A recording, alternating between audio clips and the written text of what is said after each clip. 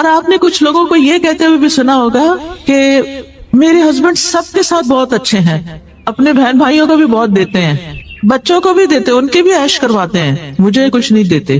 آپ کے لیے ایک امتحان ہے، آپ کے لیے ایک آزمائش ہے، واقعی آزمائش ہے، بہت تکلیف دہ ہے۔ جس شخص کو اللہ نے آپ کا قوام بنایا تھا، جس کے ذمے لگایا تھا کہ وہ آپ کی ضرورت پوری کرے، لیکن وہ نہیں کر رہا، اور آپ کے لیے یہ چیز بہت مشکل ہوگی برداشت کرنا، لہٰذا آپ اس کے ساتھ نہیں رہنا چاہتے، ٹھیک ہے، وہ آپ کی چوائس ہے، لیکن آپ نے وہ نسخہ نہیں استعمال کیا، ابھی وہ رستہ نہیں دیکھا، وہ کام نہیں کیا جو آپ کو کرنا تھا آخری حد تک جانے سے پہلے، اور وہ تھا اللہ سبحانہ وتعالی سے رجوع کرنا، اللہ سبحانہ وتعالی کی مدد لینا، اللہ سبحانہ وتعالی سے تعلق قائم کرنا۔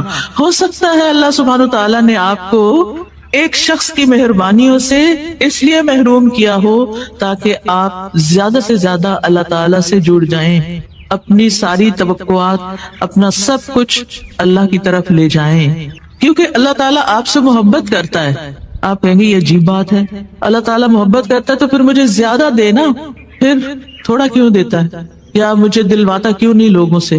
آپ کو پتا ہے کہ سب سے بڑی آزمائش کس پہ آتی ہے؟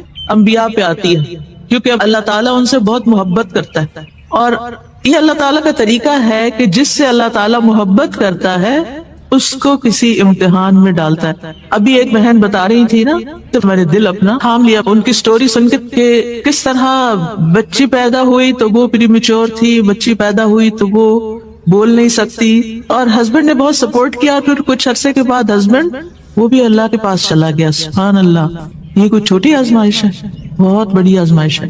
تو ہم جب کوئی چیز چلی جاتی ہے تو کیا کرتے ہیں؟ انا للہ و انا الیہ راجعون، بے شک ہم بھی اللہ کے اور اللہ ہی کے پاس واپس جانا ہے۔ ہمارے پیارے بھی چلے گئے، ہم نے بھی جانا ہے، اور انسان اس کو ایکسپٹ کر لیتا ہے۔ کچھ لوگ دنیا سے نہیں جاتے مگر پھر بھی وہ آپ کی زندگی میں نہیں ہوتے، وہ ہوتے ہوئے بھی نہیں ہوتے، آپ کو ان کی محبت نہیں ملتی، ان سے کوئی فائدہ نہیں ملتا، وہ الٹا آپ کے اوپر ایک بوجھ ہوتے ہیں، آپ کے لیے ٹینشن کا باعث ہوتے ہیں۔ کبھی سوچا آپ نے کہ کیوں؟ کیونکہ اللہ تعالیٰ آپ سے محبت کرتا ہے۔ اللہ تعالیٰ چاہتا ہے کہ آپ لوگوں کے پیچھے بھاگنے سے زیادہ کس کی طرف آ جائیں؟ اللہ کی طرف آ جائیں۔ اور جس کو اللہ تعالیٰ کی محبت مل جائے، جس کا کنیکشن اللہ تعالیٰ سے مضبوط ہو جائے، پھر اس کی زندگی میں کسی چیز کی کمی نہیں رہتی، وہ انسان ہر چیز سے بے نیاز ہو جاتا ہے۔ اور جب انسان ہر چیز سے بے نیاز ہوتا ہے تبھی اس کا دل پرسکون ہوتا ہے۔ سکون اور خوشی ہم لوگوں میں ڈھونڈتے ہیں، مال میں ڈھونڈتے ہیں، اولاد میں ڈھونڈتے ہیں، یہ وقتی سہارے ہیں، یہ سب کچھ وقتی سہارا ہے، چند دن کی بات ہے، ہم نے انہیں چھوڑ کے جانا ہے یا انہوں نے ہمیں چھوڑ دینا ہے، اس میں سے کچھ بھی ہمارے ساتھ نہیں جائے گا۔ لیکن اگر ابھی سے آپ نے اپنا تعلق، اپنا ریلیشن شپ اللہ سبحانہ وتعالیٰ سے اسٹرانگ کر لیا تو وہ آپ کو نہیں چھوڑے گا، آزمائے گا ضرور۔ یہ یاد رکھیں، ہم سب چاہتے ہیں کہ اللہ تعالیٰ ہم سے محبت کرے، اور ہم سب چاہتے ہیں کہ ہم بھی اللہ تعالیٰ سے محبت کریں، اور یہ محبت بہت زیادہ ہو، لیکن اس محبت کی قیمت ہے، اور وہ ہے آزمائش، کہ جب محبت ہوگی تو پھر آزمائش آئے گی، اور جو شخص اس کو ایکسپٹ کر لے گا کہ یہ میرے فائدے میں ہے، اللہ تعالیٰ اس کے دل کو ہدایت دے دے گا، اس کی رہنمائی کر دے گا، اور جو ایکسپٹ نہیں کرے گا، اللہ سے ناراض ہوگا، اللہ تعالیٰ اس سے ناراض ہو جائے گا۔ جو مشکل وقت میں اللہ سے مدد مانگے گا، اللہ اس کی مدد کرے گا، جو اللہ سے راضی ہوگا، اللہ تعالیٰ اس سے راضی ہوگا، جو اللہ سے ناراض ہوگا، اللہ تعالیٰ اس سے ناراض ہوگا۔ اب یہ آپ کی چوائس ہے، آپ کیا چاہتے ہیں، کہ وہ راضی ہو یا ناراض ہو؟ کیا چاہتے ہیں؟ راضی ہو، تو پھر ہمیں بھی کیا کرنا ہے؟ تقدیر کے فیصلوں پر راضی ہونا ہے، زندگی میں آنے والی مشکلات کو ایکسپٹ کرنا ہے، تکلیف دہ راستوں کو قبول کر لینا ہے، اور ہر تکلیف کے موقع پر یہ سوچنا ہے کہ اللہ تعالیٰ مجھ سے محبت کرتا ہے، اس لیے اس نے مجھے اس امتحان میں ڈالا ہے۔ یہ اس کی محبت کی علامت ہے، کیونکہ یہ بات میں اپنے سے نہیں کہہ رہی، یہ حدیث میں آتا ہے کہ اللہ جس سے محبت کرتا ہے اس کو آزما لیتا ہے۔ کیوں آزماتا ہے؟ اس لیے آزماتا ہے تاکہ پتہ چلے یہ اپنی محبت میں کتنا سچا ہے۔ یہ محبت صرف باتوں کی حد تک ہے یا اسے آگے بھی ہے؟ اور جب کوئی اس ٹیسٹ کو پاس کر لیتا ہے تو پھر اس کے گریڈز وہی رہتے ہیں یا اوپر جاتے ہیں؟ اوپر جاتے ہیں نا۔ آپ ہر ٹیسٹ پاس کر کے اگلے گریڈ پہ جاتے ہیں، اگلے پہ، اگلے پہ، اگلے پہ، اگلے پہ۔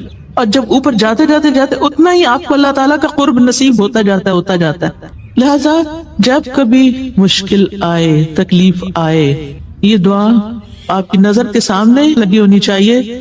دل بوجھل ہے، آنکھیں آنسو بہا رہی ہیں، اٹھ کے جا کے کھڑے ہو جائیں وال کے پاس، پڑھنا شروع کر دیں. ربی اعنی، اے میرے رب تو میری مدد فرما.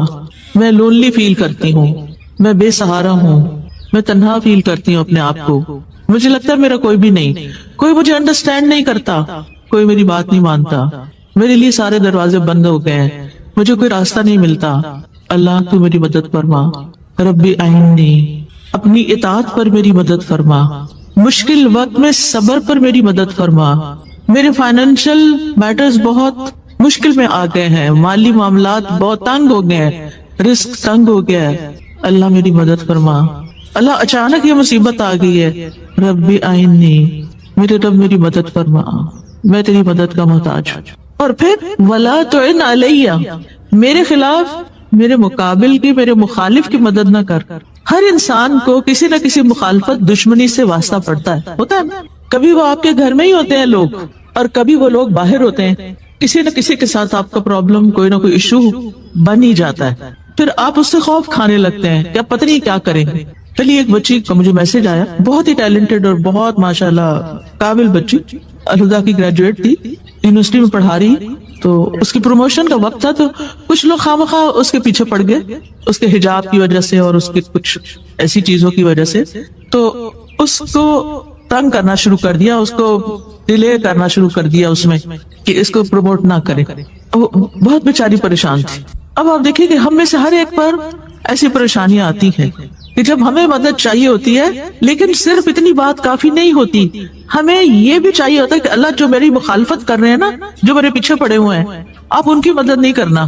یہ دعا چاہیے آپ کو کہ اللہ میرے مخالف کی مدد نہیں کرنا، میری مدد کرنا. ربی اعنی ولا تعن علیہ، جو مجھ پہ چڑھائی کر رہا ہے نا، جو مجھ پہ الزام تراشی کر رہا ہے، جو میرے ساتھ زیادتی کر رہا ہے، اللہ آپ اس کی مدد نہیں کریں. تو اس طرح ایک دعا کمپلیٹ ہو جاتی ہے اور آپ کانفیڈنٹ ہو جاتے ہیں اللہ تعالیٰ سنے گا اور میں اس مشکل سے باہر نکل جاؤں گی. وانصرنی، اور میری مدد کیجیے. ولا تنصر علیہ، اور میرے خلاف، میرے مخالف کی مدد نہیں کیجیے. جو مجھے ستا رہا ہے، جو مجھے تنگ کر رہا ہے، آپ اس کی مدد نہیں کرنا، میری مدد کرنا. تو آپ تبھی پروٹیکٹڈ ہوں گے نا جب ایک طرف آپ کو مدد ملے گی اور دوسری طرف جو آپ کے خلاف جا رہا ہے اس کی مدد نہیں ہوگی کہ آپ کو وہ مزید تنگ کرے، ستائے، پریشان کرے. پھر وَامْكُرْ لِي وَلَا تَمْكُرْ عَلَيَّ، آپ میرے لیے تدبیر کیجئے اور میرے خلاف تدبیر نہ کیجئے. میرے لیے تدبیر کیجئے یعنی میرے حق میں. اللہ تعالیٰ رب ہے نا، تو وہ رب کا معنی کیا پڑا ہوا آپ نے یہ بتائیے؟ خالق، مالک اور مدبر. اللہ تعالیٰ خالق ہے، پیدا کیا، میری ہر چیز کا مالک ہے، اور میرے سارے معاملات کی تدبیر بھی وہی کرتا ہے، میرے لیے وہی پلان کرتا ہے. آج مجھے صبح کسی نے کہا یوں لگتا ہے اللہ تعالیٰ آپ کے لیے ساری پلاننگز کرتا ہے. میں نے کہا اس میں کوئی شک نہیں ہوتا، سب کے لیے کرتا ہے، اور یہ حقیقت ہے، لیکن ہم اس کو محسوس نہیں کرتے کیونکہ ہم شکر ادا نہیں کرتے. جو ہمیں ملتا ہے وہ ہمارے فائدہ کا ہوتا ہے، لیکن ہمیں اس کی قیمت ہی نہیں پتا ہوتی. بعض اوقات ایسا ہوتا ہے نا کہ کوئی شخص آپ کو گفٹ دیتا ہے، بظاہر وہ ذرا سمپل سا لگتا ہے لیکن ہوتا بہت اوریجنل ہے، بہت ایکسپینسو ہوتا ہے. آپ کو بیچاروں کو پتہ ہی نہیں کہ اس کی قیمت کیا ہے. آپ کیا کرتے ہیں؟ اٹھا کے رکھ دیتے ہیں یا کسی کو آگے چلا دیتے ہیں، اور پھر آپ کو کوئی بتا دیتا ہے پتا وہ چیز کتنے کی تھی، آپ کہتے ہیں اچھا یہ تھی اس کی قیمت. پھر آپ ہاتھ ملتے، اوہ میں نے تو قدر ہی نہیں کی. تو اللہ سبحانہ و تعالیٰ مختلف طریقوں سے ہماری مدد کرتا ہے، ہمارے لیے پلان کرتا ہے، لیکن ہم اس کی قدر نہیں کرتے، ہم اس کو اپنے خلاف سمجھتے ہیں. تو آپ یہ دعا مانگتے رہیے کہ اللہ تعالیٰ آپ کی تدبیر میرے حق میں ہو، میرے خلاف نہ ہو. کیونکہ یدبر الامر من السماء الی الارض، آسمان سے زمین تک کے سارے معاملات کی تدبیر وہ کرتا ہے، اصل پلاننگ اس کی ہوتی. اس کے بعد وہدنی، اور آپ میری رہنمائی کیجیے. آپ کو کس کس چیز میں رہنمائی چاہیے ہوتی ہے؟ صرف دین کے معاملے میں؟ ہر معاملے میں. مثلا اس کورس میں آپ نے داخلہ لیا جس میں آپ نے گریجویٹ کیا، ہو سکتا ہے آپ کے وہم و گمان میں بھی نہ ہو، آپ کو خیال بھی نہ ہو، اور اچانک کہیں سے کسی نے بتا دیا اور آپ بس ایسے چلے آئے، اور پھر آپ کو اللہ کی کتاب کی سمجھ مل گئی.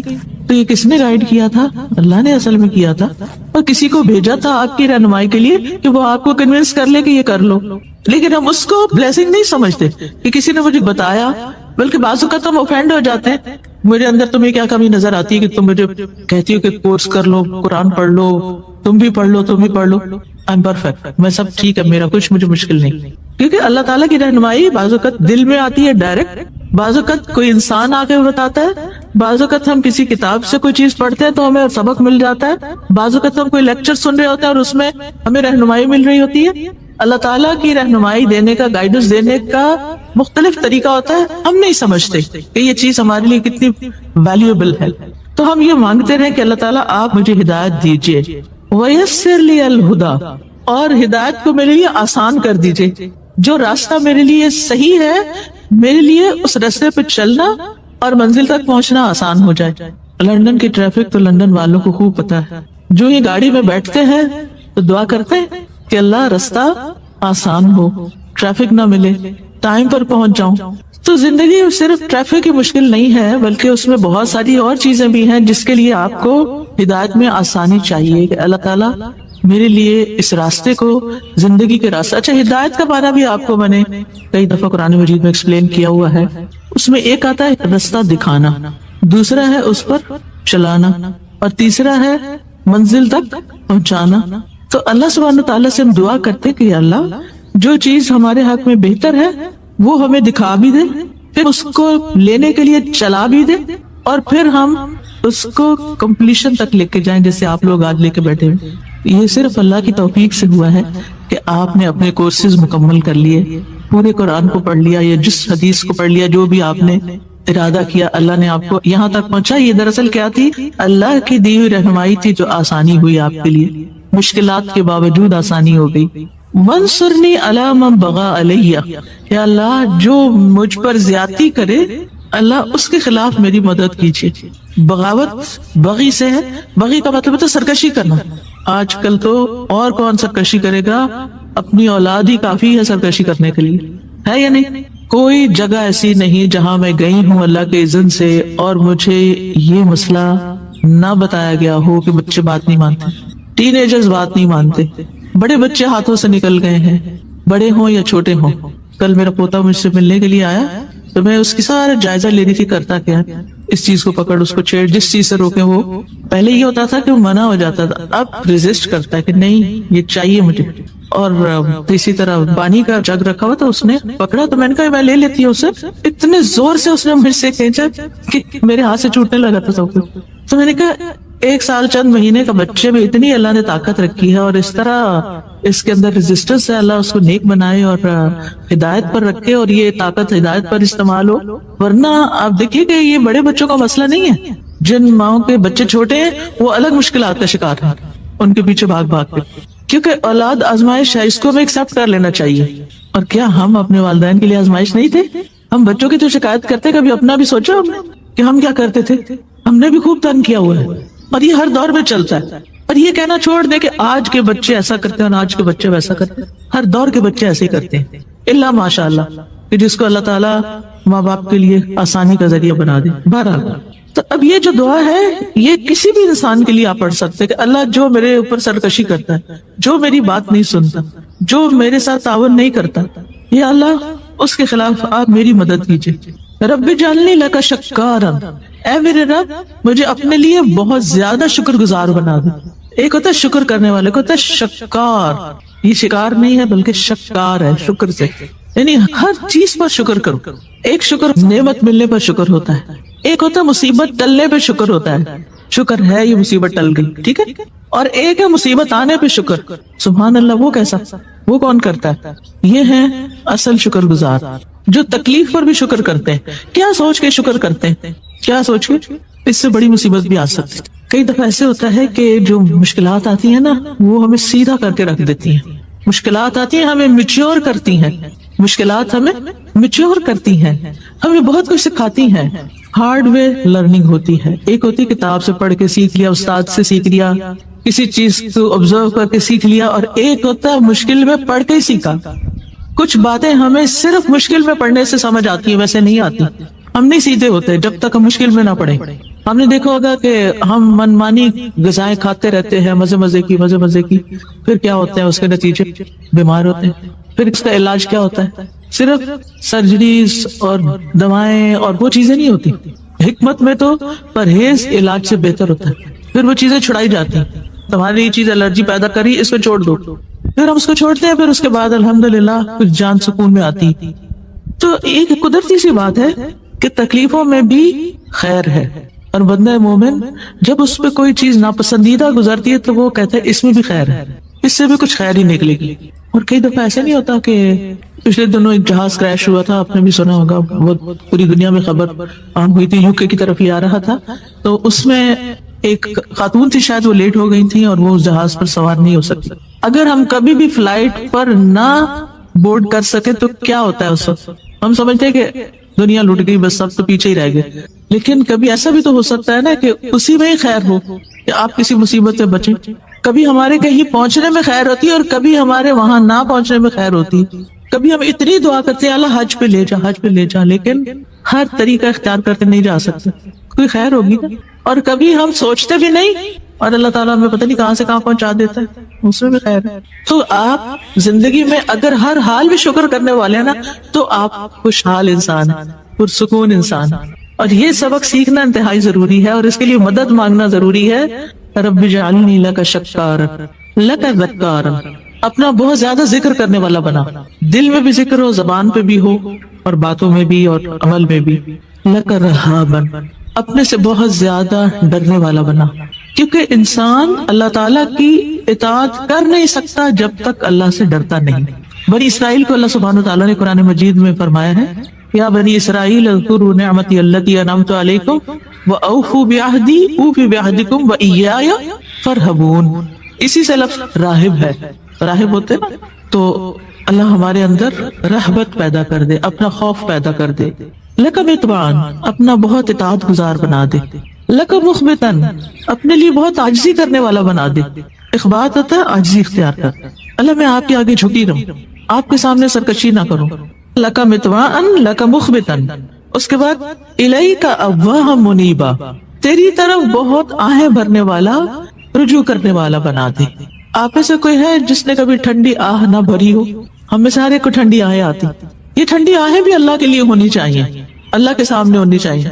بندوں کے سامنے جب ہم ٹھنڈی آہیں بھرتے ہیں تو لوگ ہم پہ ترس کھاتے ہیں یا کبھی بیزار ہوتے ہیں, اور جب یہ آہیں اللہ کے آگے بھری جاتی ہے اور رات کے پچھلے پہر پہ اور اپنی تکلیف اللہ کے سامنے رکھ کے رو کے آہیں بھری جاتی ہیں اور اللہ کی طرف رجوع کیا جاتا ہے, تو مسائل حل ہونے لگتے ہیں. لیکن جب لوگوں کے سامنے روتے ہیں ہم اور آہیں بھرتے ہیں تو مشکلات حل نہیں ہوتی, بلکہ کبھی کبھی ہم ان کی نظروں سے بھی گر جاتے ہیں.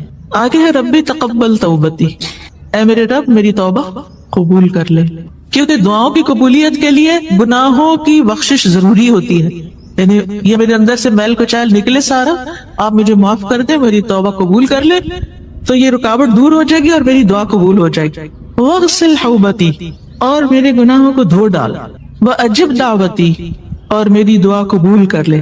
وثبت حجتی, اور میری دلیل کو جما دے, یعنی میری دلیل ثابت ہو جائے. کئی دفعہ ایسے ہوتا ہے نا کہ آپ بالکل جسٹیفائیڈ ہوتے ہیں, حق پر ہوتے ہیں, آپ کی بات 100% درست ہوتی ہے, لیکن وہ دوسرے پر کوئی اثر ہی نہیں کر رہی ہوتی. کبھی ایسا ہوا آپ ایک طریقے سے سمجھانے کی کوشش کرتے ہیں, دوسرے طریقے سے سمجھانے کی کوشش کرتے ہیں, لیکن کوئی سمجھ کے نہیں دیتا.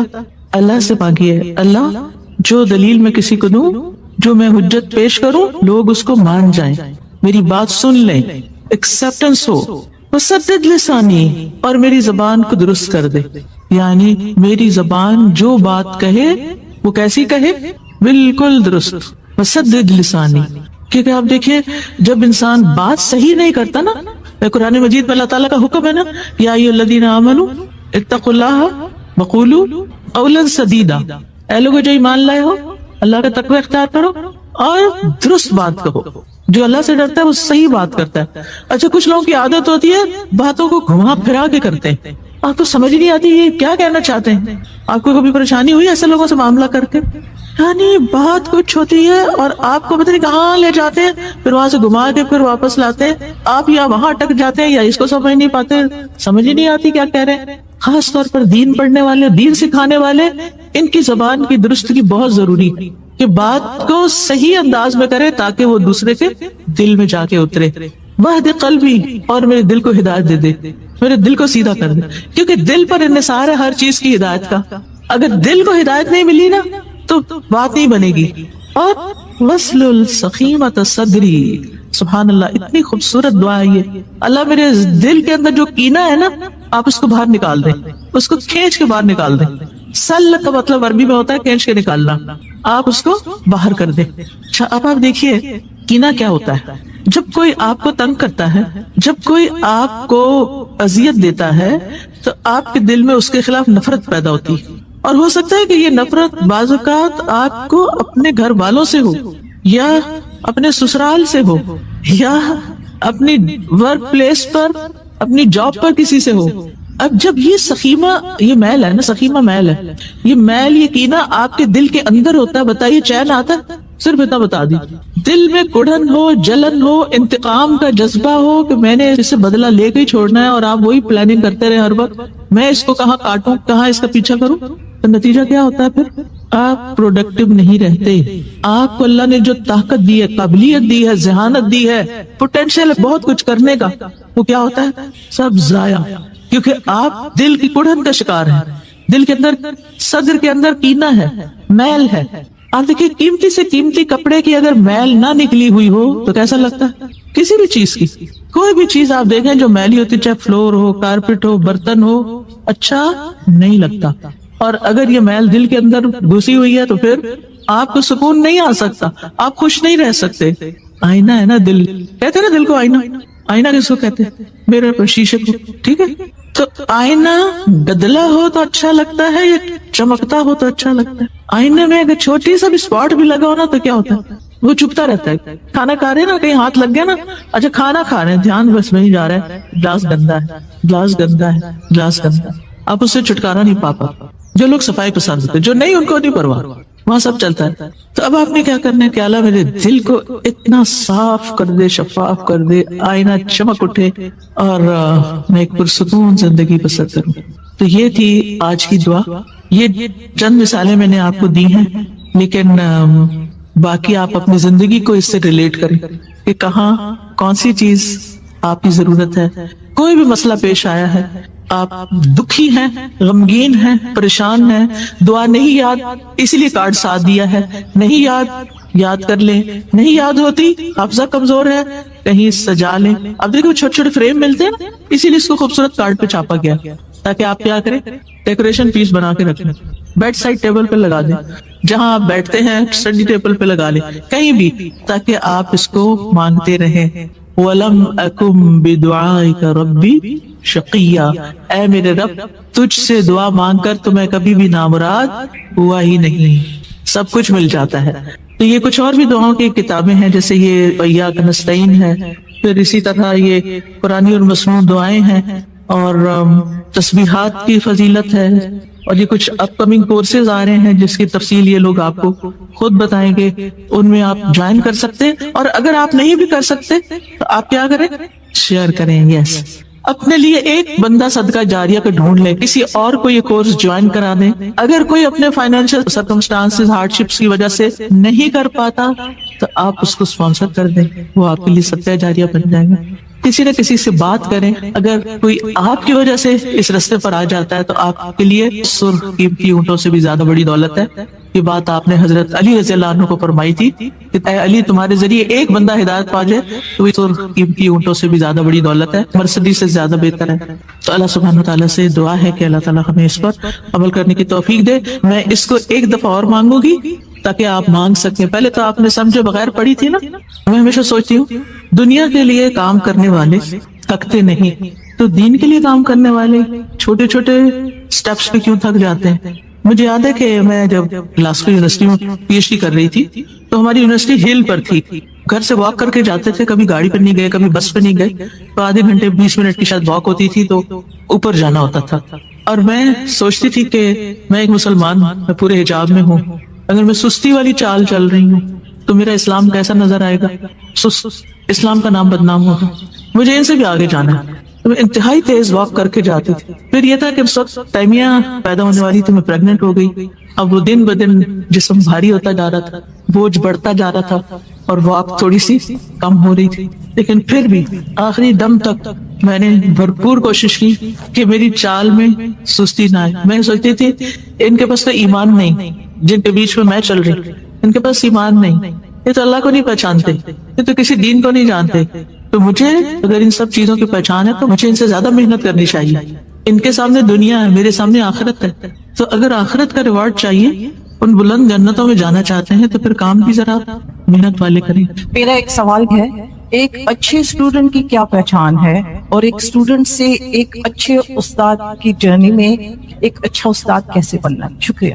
دیکھیے کہ دونوں کے لیے ایک مختصر سی بات کروں گی. اسٹوڈنٹ کو بھی سوچنا چاہیے کہ میں کیوں اس راستے پہ چلا ہوں, استاد کو بھی سوچنا چاہیے کہ میں کیوں استاد بن بیٹھا ہوں. اگر اس کیوں کا جواب ان کو مل گیا نا, تو بہت اچھے اسٹوڈنٹ اور استاد ہو سکتے ہیں.